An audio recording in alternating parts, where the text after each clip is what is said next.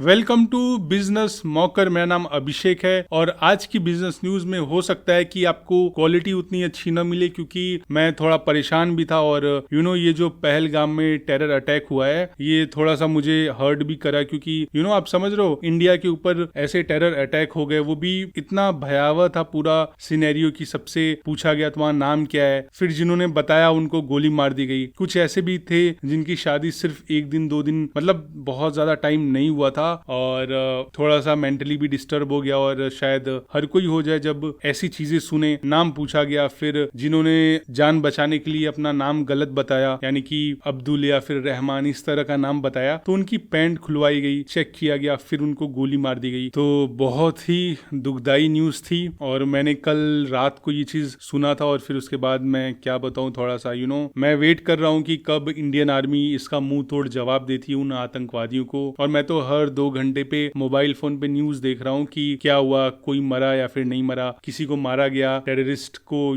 जो भी चीजें होती हैं। तो ये सारे रीजंस है बट मैं ट्राई करूंगा कि आपको बेस्ट ही मिले। चलिए फिर मैं शुरू करता हूँ। सबसे पहली न्यूज रहेगी हमारी अडानी एयरपोर्ट की, दूसरी सुजुकी की यानी कि मारुति सुजुकी की, ब्लू स्मार्ट की, एथर एनर्जी के आने वाले आईपीओ की, सुजलॉन और एनटीपीसी के बीच जो डील हुआ है उसकी बात करेंगे हम, साथ ही बजाज हाउसिंग फाइनेंस की भी बात करेंगे और फिर अमूल की बात करेंगे। सबसे पहली न्यूज है अडानी ग्रुप की। अडानी ग्रुप के एयरपोर्ट यूनिट ने $750 मिलियन का लोन लेने के लिए ग्लोबल बैंक से बातचीत करना शुरू किया है, जैसे Barclays, first Abu Dhabi bank, standard chartered. अब इस पैसे से कैपिटल एक्सपेंडिचर और सितंबर में मैच्योर होने वाले डॉलर डेप्ट को रीफाइनेंस करना चाहता है अडानी ग्रुप। और ये जो लोन का टेन्योर है वो 5 साल से कम तक का हो सकता है। अगली न्यूज है सुजुकी मोटर कॉर्पोरेशन की। सुजुकी मोटर कॉर्पोरेशन और मारुति सुजुकी ने इंडिया में Osamu Suzuki centre of excellence यानी कि OSCOE बनाने का प्लान अनाउंस किया है। ये सेंटर गुजरात और हरियाणा में होगा। साथ ही इसका फोकस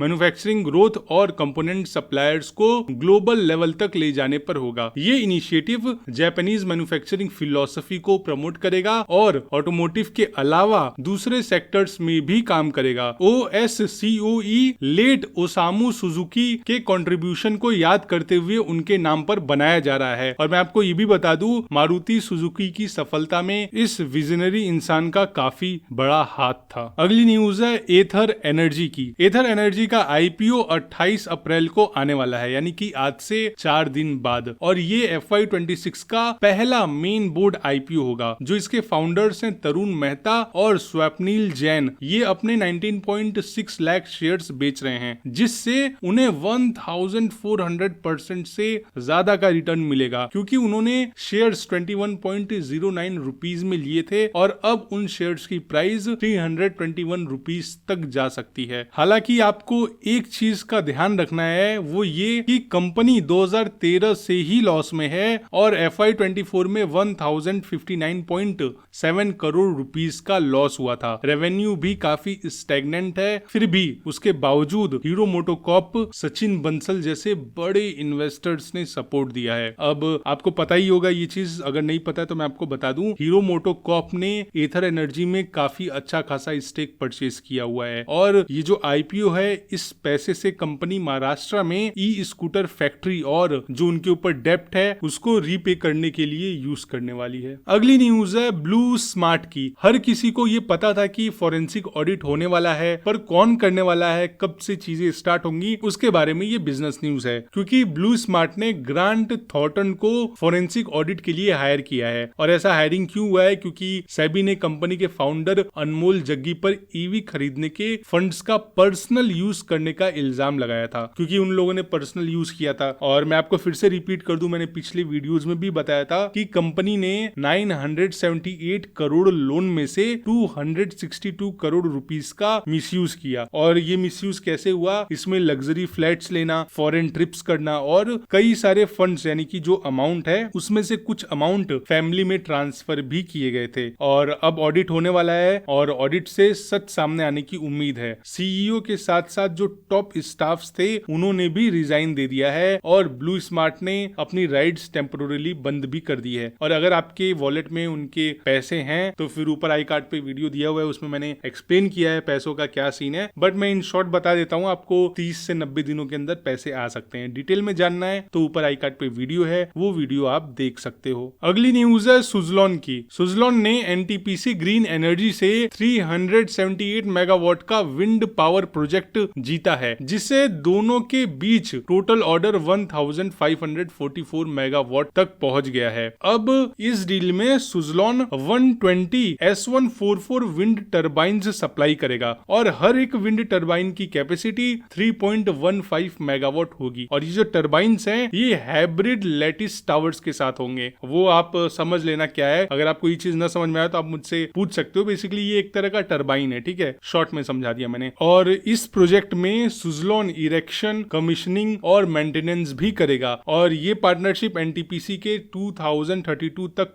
60 गीगावाट रिन्यूएबल एनर्जी का जो एक टारगेट उन्होंने रखा था उसका एक हिस्सा है। और इंडिया को भी क्लीन एनर्जी मिलेगी इससे, और फ्यूचर में बहुत सारी चीजें अच्छी होने वाली हैं इंडिया के साथ। और जो चीज आपको ध्यान देनी है, शायद आपको इरेक्शन और कमीशनिंग का मतलब नहीं समझ में आया होगा, तो इरेक्शन को मैं शॉर्ट में बता देता हूँ। इरेक्शन का मतलब मशीनरी या फिर स्ट्रक्चर का फिजिकल इंस्टॉलेशन या फिर सेटअप करना, जैसे कि विंड टर्बाइन को ग्राउंड पर फिक्स करना, टावर पार्ट्स को असेंबल करना, इक्विपमेंट को सही जगह पे इंस्टॉल करना। तो ये बेसिकली मशीन खड़ा करने का जो भी प्रोसेस है वो होता है। अब मैं बात करता हूँ कमीशनिंग की। कमीशनिंग यानी कि मशीन या फिर जो सिस्टम है उसको फुली टेस्ट करके चालू करना, जैसे कि पावर कनेक्शन को चेक करना, टर्बाइन को चालू करके परफॉर्मेंस टेस्ट करना और ये देखना कि ये सब कुछ सेफ्टी नॉर्म्स के हिसाब से काम कर रहा है या फिर नहीं कर रहा है। तो कमीशनिंग ये इंश्योर करता है कि सिस्टम रेडी है रेगुलर ऑपरेशंस के लिए। अगली न्यूज है बजाज हाउसिंग फाइनेंस की। और बजाज हाउसिंग फाइनेंस का रिजल्ट आ गया है और ये जो रिजल्ट अनाउंस किया है बजाज हाउसिंग फाइनेंस ने, ये मार्केट क्लोजर के बाद अनाउंस किया, यानी कि जब मार्केट क्लोज हो गया उसके बाद इन्होंने रिजल्ट डिक्लेयर किया। और ये जो Q4 FY25 का रिजल्ट है वो ऐसा है कि इनका नेट प्रॉफिट 587 करोड़ रुपीस था, जो पिछले साल के 381 करोड़ रुपीस से 53% ज्यादा है। वहीं पे अगर मैं नेट इंटरेस्ट इनकम की बात करूं तो वो भी 24% से बढ़कर 2374 करोड़ रुपीस तक हो गया। और बजाज हाउसिंग फाइनेंस के जो शेयर्स हैं कल रिजल्ट के टाइम यानी कि 22 तारीख को ये 131.85 रुपीस पर क्लोज हुए। लेकिन यहाँ पे अगर मैं कुछ आपको रिटर्न्स की तरफ लेके चलूं तो बजाज हाउसिंग फाइनेंस ने पिछले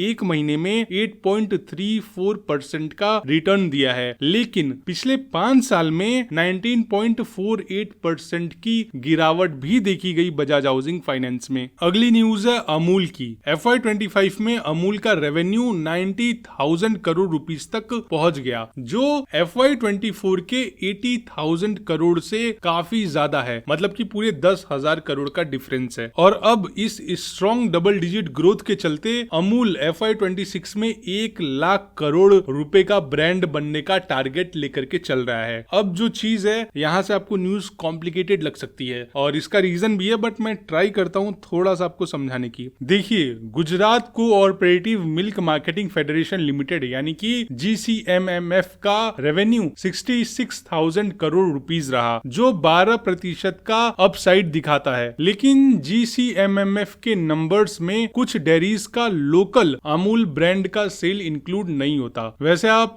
ऐसा सोच रहे होगे कि अमूल के बीच में ये अचानक से GCMMF कहां से आ गया, वो भी मैं बताऊंगा। लेकिन उससे पहले आपको ये बता दूं कि अमूल अब डेयरी के अलावा फूड्स जैसे कि आटा, दाल, स्पाइसेस में भी एक्सपेंड कर रहा है। यहाँ तक कि अमूल ने MMPA के पार्टनरशिप में US में भी अपना दूध लॉन्च कर दिया है। चलिए तो अब मैं आपको समझाता हूँ GCMMF है क्या और इसका अमूल के साथ कनेक्शन क्या है। देखिए, GCMMF यानी कि जिसको हम Gujarat cooperative milk marketing federation limited के नाम से भी जानते हैं, ये अमूल ब्रांड को मैनेज करने वाली एक मार्केटिंग कंपनी है। GCMMF एक फेडरेशन है गुजरात के 18 डेयरी कॉर्पोरेटिव्स का, और इन्हीं कॉर्पोरेटिव्स के पास अमूल ब्रांड का ओनरशिप भी है। अब ये GCMMF काम क्या करती है ये बताता हूँ मैं आपको। इनका काम है अमूल के प्रोडक्ट्स को इंडिया और अब्रॉड में सेल करना। दूसरा काम है ब्रांडिंग, एडवर्टाइजमेंट, सप्लाई चेन और प्राइसिंग को मैनेज करना। तीसरा, फार्मर्स को बेटर प्राइस दिलाना। तो मेरा आज का क्वेश्चन ये है कि आखिर अमूल का असली मालिक है कौन, और आखिर आज तक अमूल का आईपीओ मार्केट में क्यों नहीं आया, जबकि अमूल बहुत ही प्रॉफिटेबल और सक्सेसफुल कंपनीज में से एक है। और इसी के साथ आज की बिजनेस न्यूज यहीं पे खत्म होती है। उम्मीद करता हूं आपको हमारी बिजनेस न्यूज बहुत ही पसंद आई होगी। Bye bye, take care. Please आप अपना और अपनी फैमिली का ख्याल रखिएगा।